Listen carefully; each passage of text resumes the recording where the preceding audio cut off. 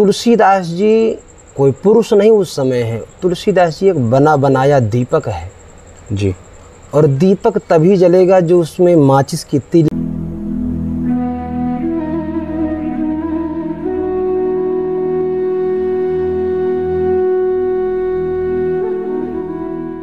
राधे राधे, मैं हूँ डी के ठाकुर और आप देख रहे हैं ब्रज का एहसास। कहते हैं आज 4 अगस्त, आज बड़े संत जिनका नाम गोस्वामी तुलसीदास जी महाराज जी, उनकी आज जयंती है। और वृंदावन में कुछ संत हैं जो बड़े धूमधाम से उनकी जयंती मनाते हैं, बड़े उससे पूजा पाठ होती है।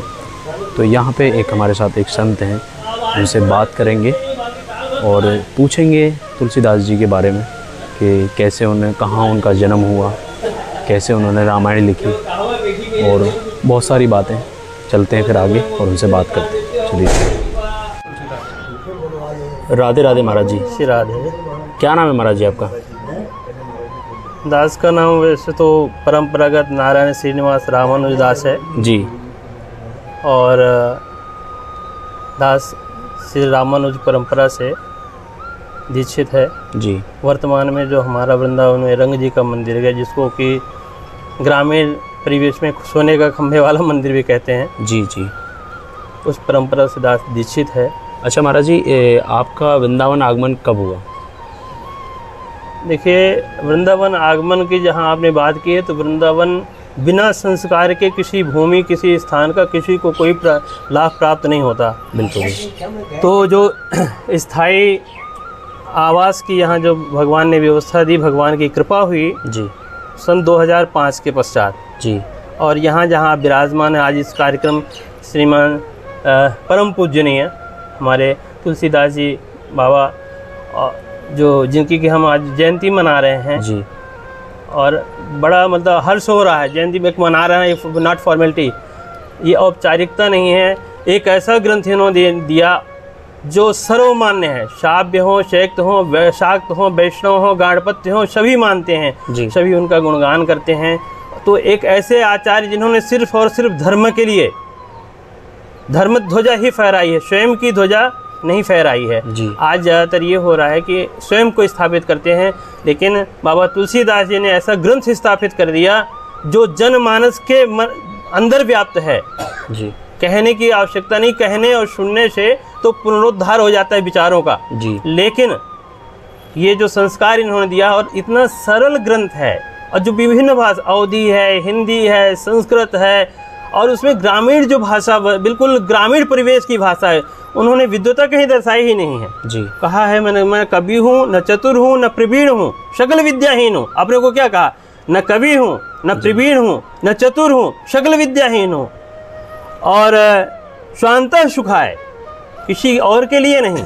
ये कोई और उस गंगा जी बह रही है, लाभ लेना चाहे तो ले ले। स्वांतः सुखाय तुलसी रघुनाथ गाथा, भाषा निबंध मति मंजुल मातनोती। श्री रामचरितमानस जो उनका प्रथम ग्रंथ है और सर्वमान्य ग्रंथ है। वैसे कई ग्रंथों की उन्होंने रचना की है, विनय पत्रिका इत्यादि की। तो जो उन्होंने एक ये ग्रंथ दिया, ये भक्ति भर के नहीं, भक्ति पुष्टि और भोक्ति और मुक्ति। आज हम लोग रामचरितमानस का अखंड पाठ करवाते हैं जी। नाना प्रकार के, नाना अभिलाषाओं के लिए जी, भुक्ति के लिए भी, मुक्ति के लिए भी। किसी प्रकार का संकट आया तो कहते हैं सकल मंगल दायक है, मंगल भवना मंगलहारी है। तो ये जो कुछ दिया, यानी इसमें सर्व गुणों की खान नहीं है, ये सब कुछ देने वाला है, चतुर्विध पुरुषार्थ देने वाला ये ग्रंथ हमारे बाबा जी तुलसीदास जी ने जो ये दिया है।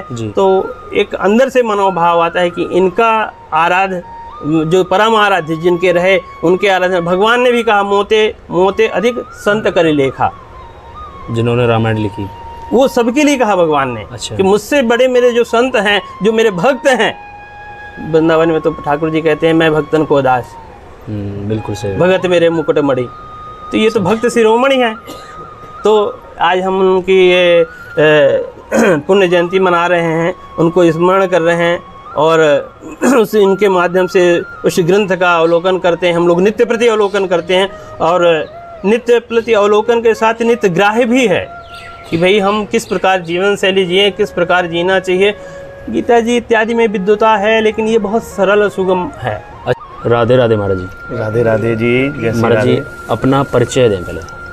जी, पहले तो आप सभी को गोस्वामी तुलसीदास जी की जयंती की बहुत बहुत शुभकामनाएं एवं मंगल कामनाएं। जी, आज जो है परम सौभाग्य का दिवस है कि आज ही के दिन इस धराधाम पर कलि पावनावतार जी, श्री गोस्वामी जी महाराज का प्रागट्य हुआ, आविर्भाव हुआ। गोस्वामी जी के जीवन में बाल्यकाल से ही बहुत दुख थे। जी, वैसे तो गोस्वामी जी का जन्म अभी जैसे महाराज श्री बता रहे थे जी, अयोध्या के निकट राजापुर नामक ग्राम में हुआ। जी, एक ब्राह्मण थे श्री आत्मराम दुबे जी, और उनकी माता थी श्री तुलसी देवी। जी, उनके यहाँ जो है गोस्वामी जी का जन्म हुआ। जैसे ही गोस्वामी जी का जन्म हुआ उसी समय जो है पंडित जी बड़े ज्योतिष के विद्वान थे, तो उन्होंने कुंडली बनाई। लेकिन दुर्भाग्यवश जो है समय थोड़ा आगे पीछे हो गया, जी, जिसके प्रभाव से जो सर्वगुण संपन्न बालक था जी, उसकी कुंडली गलत बन गई। और उनके जो पिता जो ज्योतिष के बड़े विद्वान थे, जी, उनको लगा कि ये जो बालक है ये बहुत निकृष्ट है, बहुत पापी है, बहुत दुरात्मा है। जी, लेकिन जब बालक पैदा हुआ तो बालक के दांत निकले। 12 महीने के बाद जो है गोस्वामी जी का जन्म हुआ था। अच्छा, हाँ, और गोस्वामी जी के जन्म से ही दांत थे। मतलब जब से पैदा हुआ जन्म से ही दांत थे। क्या हुआ? लेकिन इन चीज़ों को जो गुण थे इनको लोगों ने अवगुणों में गिना। क्यों? क्योंकि उनके पिताजी ने उनकी जो कुंडली बनाई तो सही समय की जानकारी ना हो पाने के कारण गलत कुंडली बन गई। क्योंकि ज्योतिष को गलत नहीं कहा जा सकता, जिसके कारण से कुंडली का निरूपण जब उन्होंने किया तो उसमें ऐसे कुयोग देखे गए कि उनको लगा कि ये बालक जो है बड़ा दुराचारी है, दुरात्मा है, जिसके कारण से जो है ये बालक ठीक नहीं है। तो जब उनको पता चला कि आपके बेटा हुआ है, आप बेटे का दर्शन करो, बोले नहीं नहीं, हम इसका दर्शन नहीं करेंगे, तो बड़ा पापी है, जाओ भगाओ। और उसके कुछ क्षण बाद ही क्या होता है कि जब माता ने ये सुना कि इसके जो पिताजी हैं वो दर्शन नहीं करेंगे इसका, जी, माता को बड़ी चिंता हुई और माता की तबीयत खराब हो गई। तो अच्छा। माता की जब तबीयत खराब हुई तो उनकी एक दासी थी जो उसी गांव की थी, चुनिया बाई, जो उनकी सेवा में रहती थी, उनको बुलाया। उनकी मैया की सेवा में? हाँ हाँ हाँ, उन्हीं उसी गांव की बेटी थी वो। तो उनको बुलाया और उनसे कहा कि चुनिया, उनकी वो सखा भी थी, मित्र भाव भी था, कि चुनिया, मैंने देखा है कि मेरे बेटे से सबका जो है गलत व्यवहार है जी। सभी गांव वाले जो भी हैं इससे हे दृष्टि रखते हैं, कोई इसका दर्शन करना नहीं चाहता है, कोई इसको देखना नहीं चाहता है, गलत नजर से देखते हैं। हाँ, किसी के भी बच्चा होता है तो सब चाहते हैं कि इसका दर्शन करें, इसको देखें, पर उसको कोई देखना, गोस्वामी जी को कोई देखना नहीं चाहता था जी।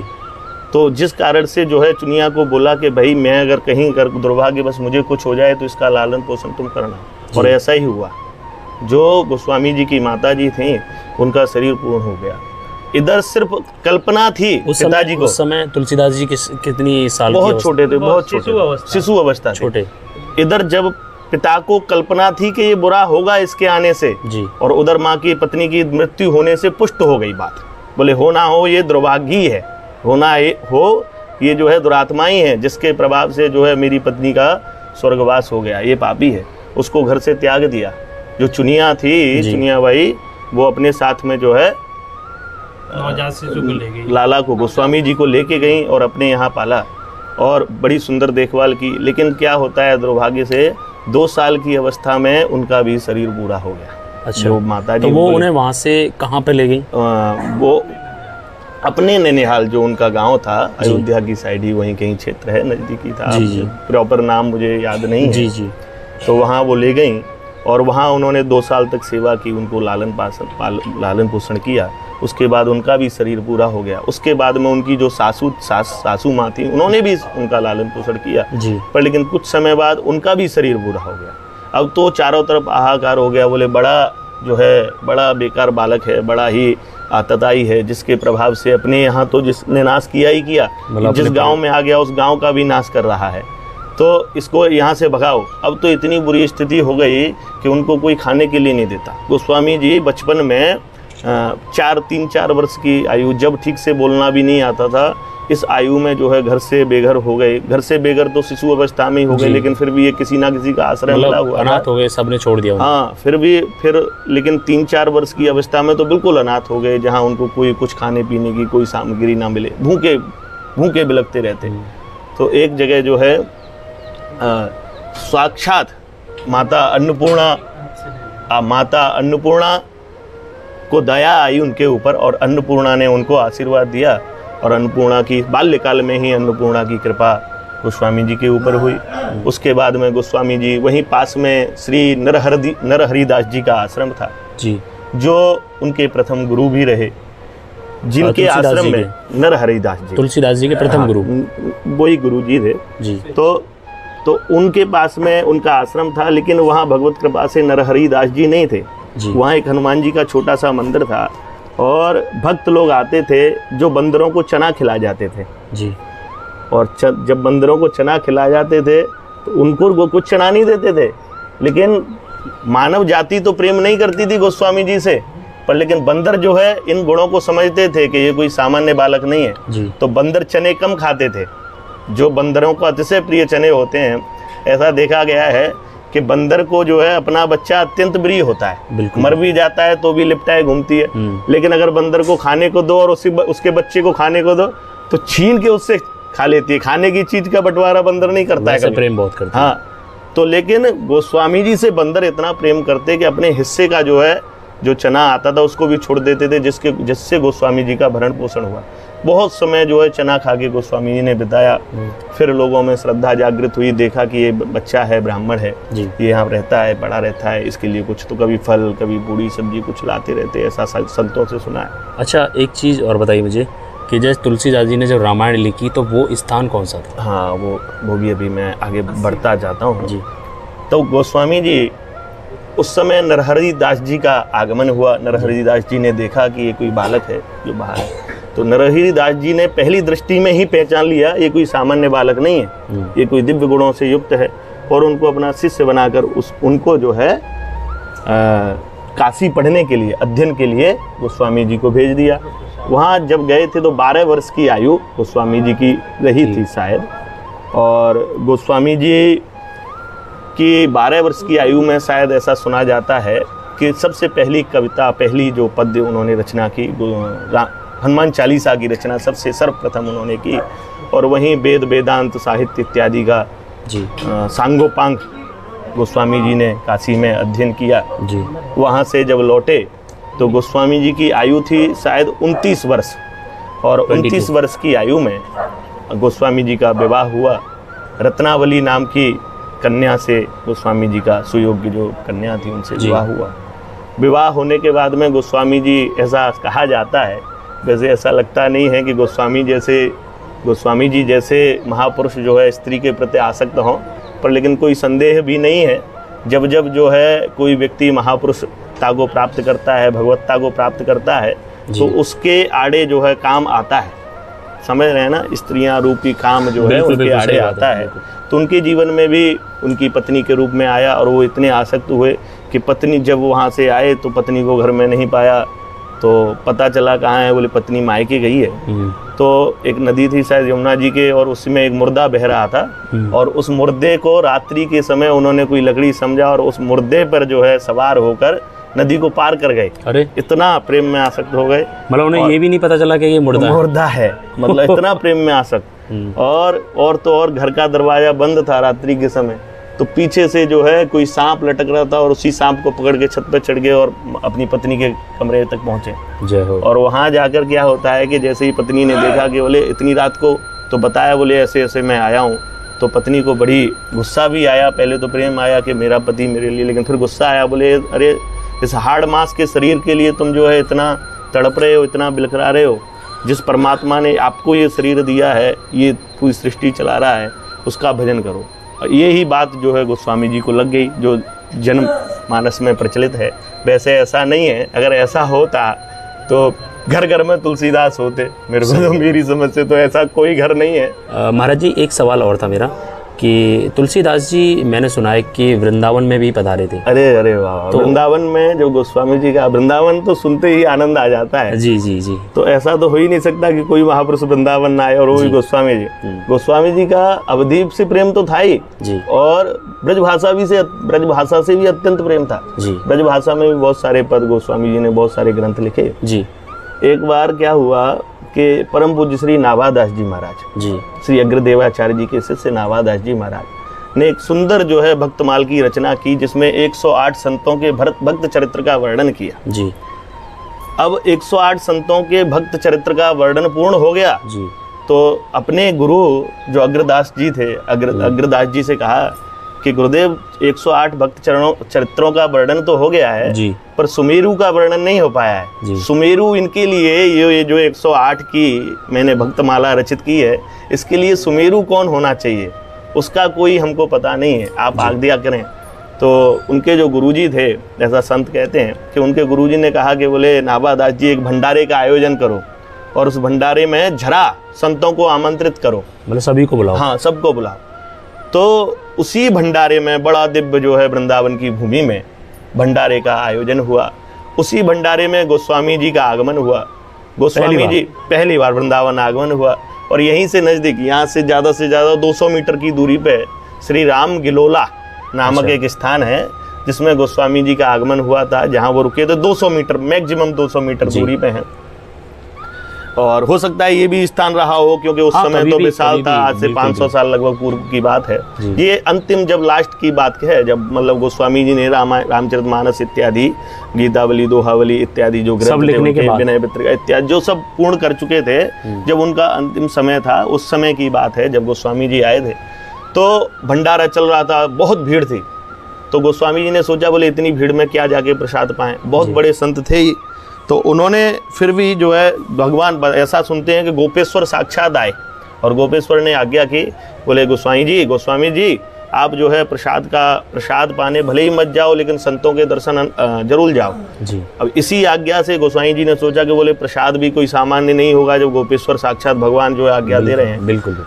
जहाँ प्रसाद चल रहा था, पंगत चल रही थी, वहाँ पहुंचे तो वहाँ जाके क्या देखते हैं कि पंगत बैठ चुकी थी और पंगत परोसाई हो चुकी थी। पंगत का एक नियम होता है, जब संतों की, साधु संतों की पंगत होती है कि एक बार पंगत बैठ जाएगी तो बीच में फिर किसी को नहीं बैठाया जाता है। पंगत परोसना जब शुरू हो जाती है, पत्तल डल गई तो डल गई, जितने बैठ गए उसके बाद कोई नहीं एंट्री। तो लेकिन वहाँ क्या हुआ कि गोस्वामी जी जब पहुंचे तो जब सब संत बैठ चुके थे, तो जहाँ चप्पलें उतारते हैं, जहाँ जूते वगैरह खोलते हैं, वहाँ कोने में जाकर थोड़ी सी जगह थी, तो वहीं गोस्वामी जी बैठ गए।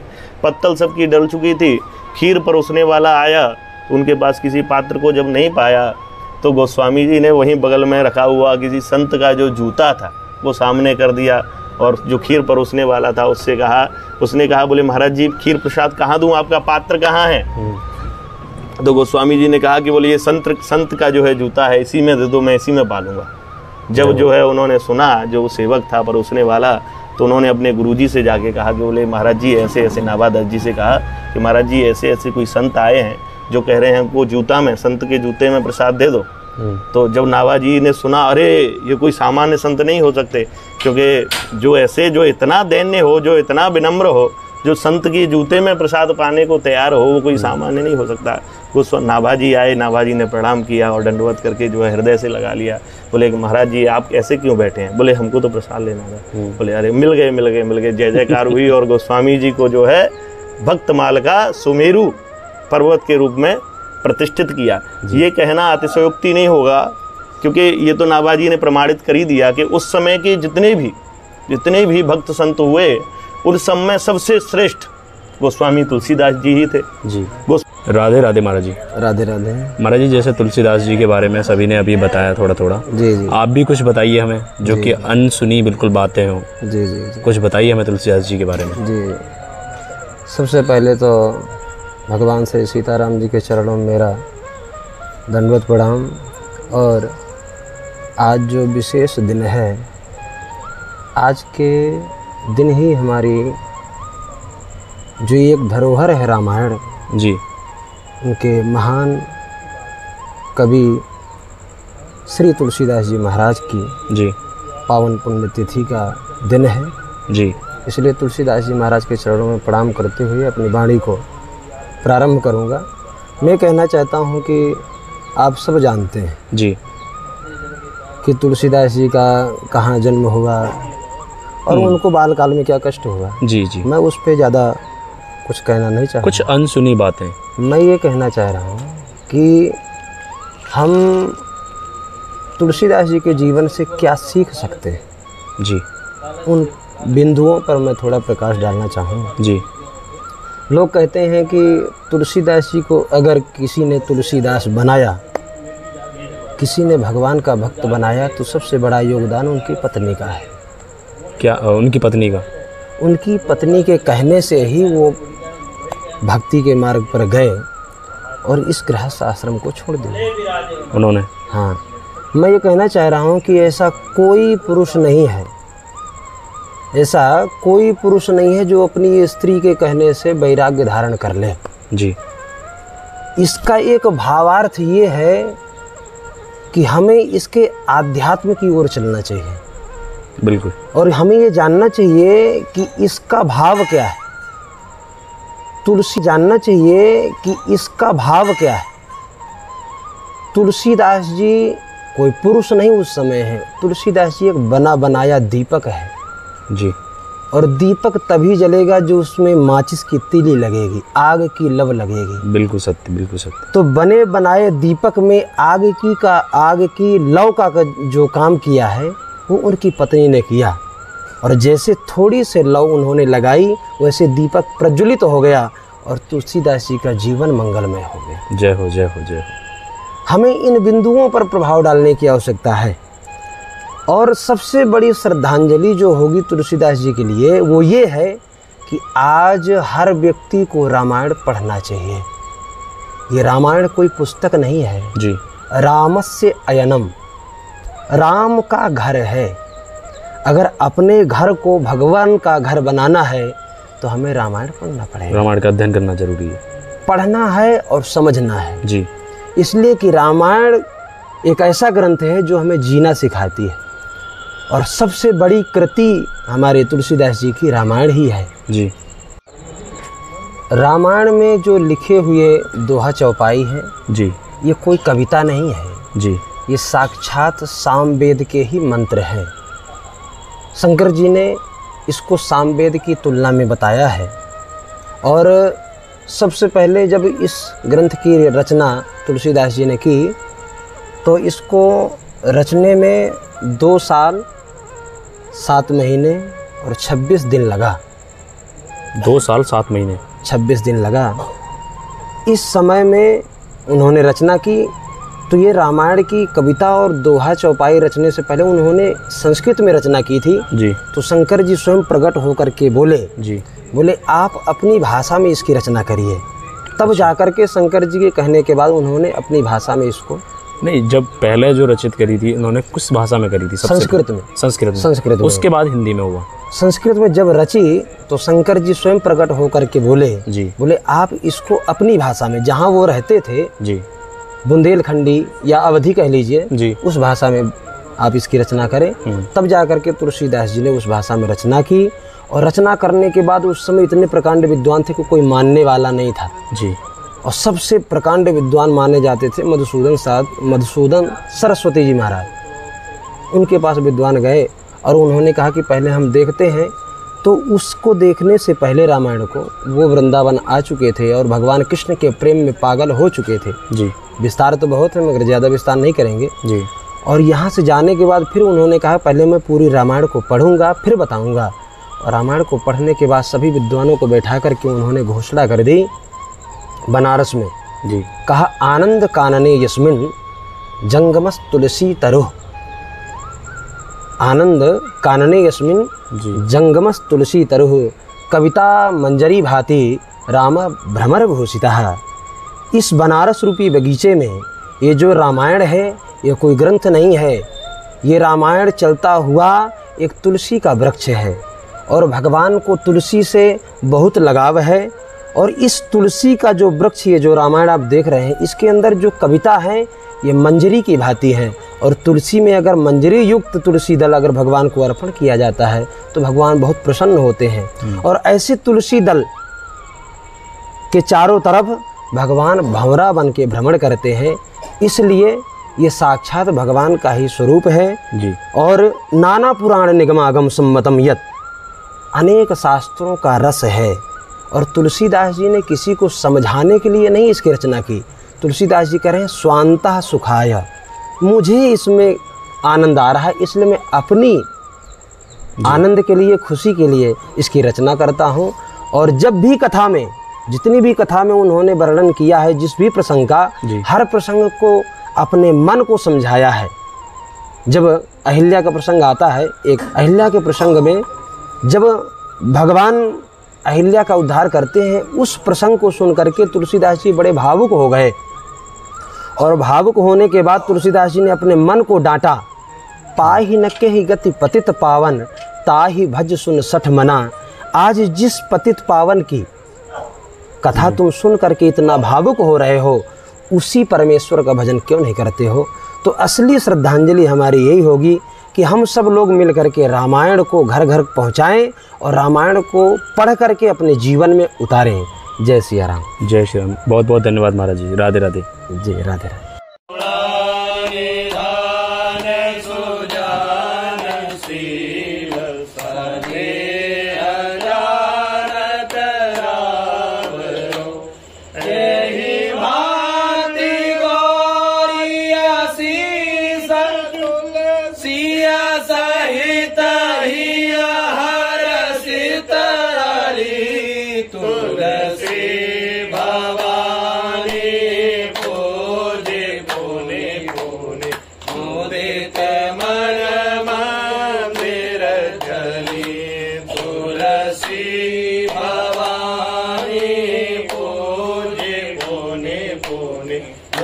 बोलते ही रहते हैं। तो अब तक रहे हमारे साथ महाराज जी, जिन्होंने हमें विस्तार से बताया तुलसीदास जी का जन्म कहाँ पर हुआ और कैसे वो वृंदावन आए, उनके भाव कैसे थे।